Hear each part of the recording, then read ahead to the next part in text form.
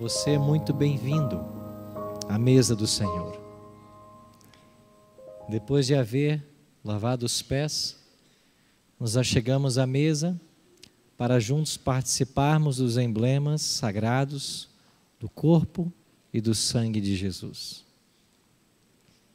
Estamos agora em João capítulo 13. E no primeiro verso, o evangelista escreveu: Ora, antes da festa da Páscoa, sabendo Jesus que era chegada a sua hora de passar deste mundo para o Pai, tendo amado os seus que estavam no mundo, amou-os até o fim. Algumas expressões no Evangelho de João chamam nossa atenção. Nesse verso, podemos sublinhar que Jesus sabia que era chegada a sua hora. Essa expressão ela é importante dentro do Evangelho. No capítulo 2, ao realizar o milagre da transformação da água em vinho, sua mãe havia o procurado para falar a respeito do problema que eles estavam vivendo. E Jesus disse claramente para a mãe dele: mulher, ainda não é chegada a minha hora.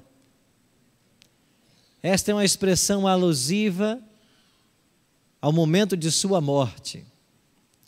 E agora em João capítulo 13, esse momento se aproxima. Era uma quinta-feira à noite, tudo estava pronto no cenáculo. Jesus chegou aí com seus discípulos. Em algum local daquele ambiente havia uma vasilha com água. Era costume naqueles dias o menor servo da casa pegar essa vasilha e lavar os pés aos convidados.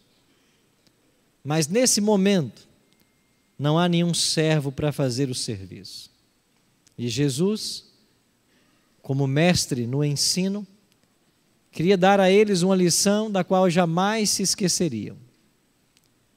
Então ele se levanta, toma a bacia e começa a lavar os pés, um por um, dos discípulos. Depois que lava os pés a todos, ele faz uma pergunta: vocês entenderam o que eu vos fiz? Se eu, sendo Senhor e Mestre, vos lavei os pés, assim deveis vós lavar os pés uns dos outros. A Igreja Adventista, sempre leal à Bíblia, não realiza a cerimônia da ceia ou da comunhão sem antes o lava-pés. E há pouco instante, enquanto você se colocou diante de um amigo, da esposa, do esposo, para lavar-lhe os pés, com esse gesto, você estava dizendo: eu estou aqui para servir você. E de fato a maior posição que pode ser ocupada nesta igreja é a posição de servo. O real sentido da vida, ele só se encontra no serviço.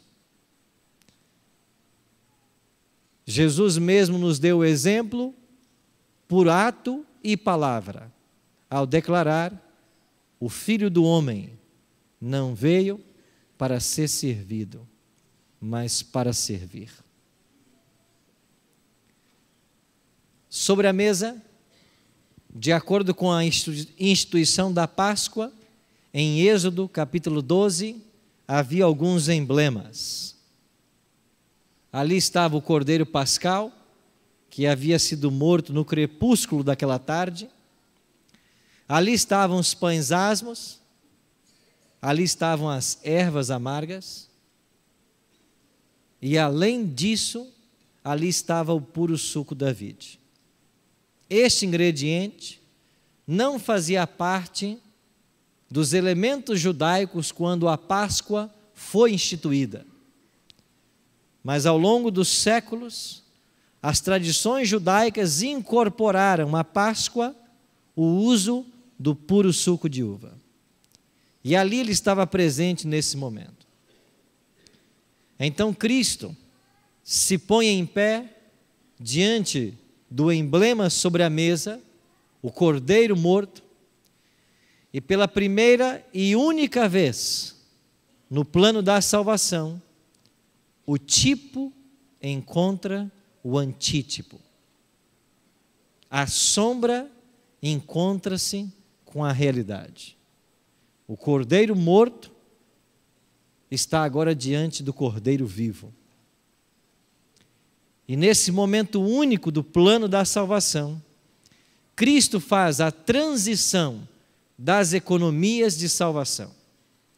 Se por 4.000 anos a morte de animais apontava a vinda do Messias, agora a Páscoa estava tendo seu cumprimento, porque o verdadeiro Cordeiro Pascal havia chegado. E a partir desse momento, Cristo cumpre a Páscoa e em seu lugar estabelece a cerimônia da ceia ou da comunhão. A partir desse momento, os cristãos não mais comeriam a carne de cordeiro, mas ele usa o pão e o vinho como símbolo do seu corpo e do seu sangue, que deveriam ser agora participados até que ele voltasse. Tomando um pão, Jesus disse: isto é o meu corpo que é dado por vós, comei dele todos. Tomando um cálice, disse: este é o cálice da nova aliança, bebei dele todos vós. Que privilégio temos nessa noite de nos aproximarmos da mesa do Senhor para participarmos dos emblemas sagrados. E ao recebermos esses emblemas e ao ingeri-los, a vida que há em Cristo será dada a cada um de nós. Os nossos pecados serão perdoados. E nas palavras do reformador Lefebvre, do século XVI, o justo morre para que o pecador viva. E nós viveremos. Viveremos pelo poder que emana do sangue de Cristo. Bem-vindo à mesa do Senhor.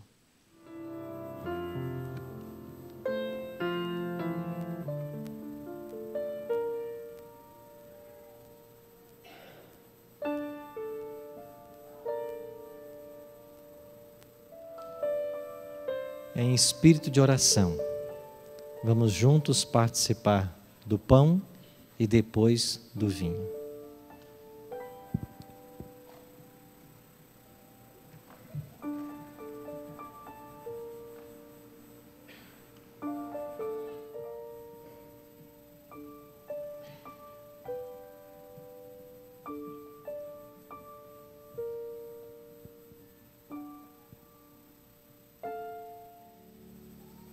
Terminada a participação dos emblemas, o Evangelho de Mateus, no capítulo 26, registra uma promessa feita por Cristo aos discípulos naquela noite.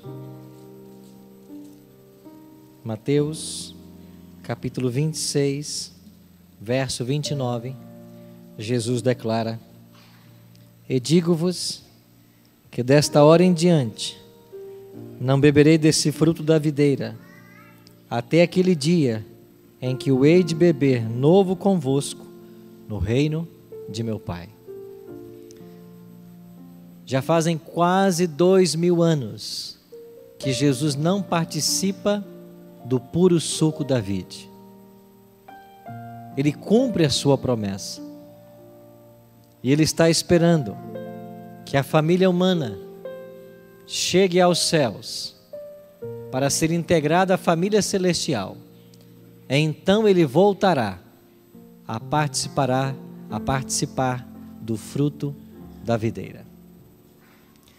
E Mateus conclui dizendo: e tendo cantado um hino, saíram para o Monte das Oliveiras. À meia-noite, Judas chegou. Com um beijo, ele indicou quem era o traidor. Os soldados prenderam a Cristo. Pedro, na tentativa de defender o seu mestre, corta a orelha de um soldado romano, Malco. Jesus, que estava sendo preso, sem se importar consigo mesmo, ele pega no chão a orelha daquele soldado e restitui. E diz para Pedro: quem com a espada fere, com a espada será ferido. Jesus não estava preocupado consigo mesmo, mas com um soldado que viera prendê-lo. Ele pergunta para os soldados: quem vocês estão buscando? Eles respondem: Jesus de Nazaré. Então Cristo disse: deixai ir a esses, eu sou a quem buscais. E Jesus permite que os discípulos fujam. Jesus é amarrado, açoitado, injustamente julgado, e quando o dia amanhece, ele está carregando uma pesada cruz em direção ao Gólgota. À beira do caminho, umas mulheres lamentavam o sofrimento dele. E Jesus se dirige para elas e lhes diz: filhas de Jerusalém, não chorem por mim, chorai antes por vós. Pelos olhos proféticos, Cristo via parte daquelas mulheres nas cenas terríveis da destruição de Jerusalém, que chegaria daí a 37 anos. Ele não estava preocupado com ele, mas com as mulheres que lamentavam e pranteavam à beira do caminho. Chegando no Calvário, a cruz foi solta no buraco para ela preparada. Isso provocou rasgos nas mãos e nos pés de Jesus. Enquanto isso ele orava: Pai, perdoa-lhes, eles não sabem o que fazem. Aqueles mesmos que no domingo passado estavam clamando hosanas ao filho de Davi, enquanto este entrava em Jerusalém, agora meneavam suas cabeças e diziam: se tu és o Cristo, desce da cruz e nós creremos. Ali ao pé da cruz estava a mãe de Cristo, Maria, e João, o discípulo mais jovem. E antes de sua partida, Jesus se preocupou com o lar para sua mãe e disse para João: João, eis aí tua mãe. E para Maria disse: eis aí teu filho. E desde aquele momento, João acolheu Maria até o dia da sua morte. Antes de morrer, um brado emana de uma cruz vizinha. Um ladrão diz para Jesus: Senhor, quando vieres em teu reino, não te esqueças de mim. Jesus, sem se importar com a dor que sentia, proferiu para ele as mais lindas palavras que um mortal pode ouvir: em verdade te digo hoje, você vai estar comigo no paraíso. A graça que emana da cruz viaja 2000 anos e chega até nós. Quem é Cristo na cruz? Ele não é o Cordeiro Pascal. Cordeiro Pascal, ele foi na ceia. Na cruz, Jesus é o maldito de Deus. Moisés já havia profetizado: maldito todo aquele que for pendurado no madeiro. E por que ele é maldito de Deus? Porque ele tem que assumir as suas culpas e as minhas culpas. Porque ele pagou o seu pecado e o meu pecado. Como resistir a esse amor? Não há amor maior. Há uma lei no céu que nos ensina que só o amor desperta o amor. Não tire os olhos do homem do Calvário. Ele é o nosso modelo. Mas Cristo é um modelo que todas as vezes que você se aproxima, ele se projeta para mais longe.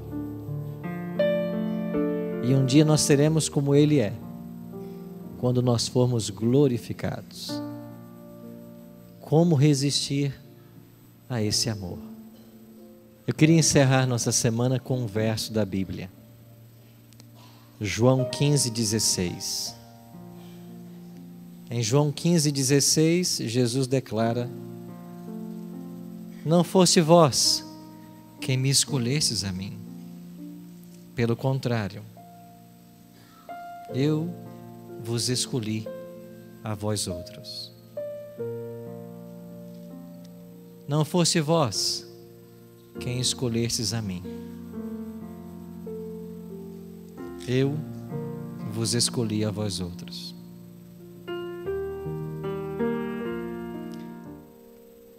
Pai Santo, nós não merecemos nada, mas é assim que funciona a tua graça. Recebe sem merecer. Nós somos pecadores e maus, mas é para isso que existe essa mesa, para cobrir nossas faltas, para perdoar pecados e para conceder vida.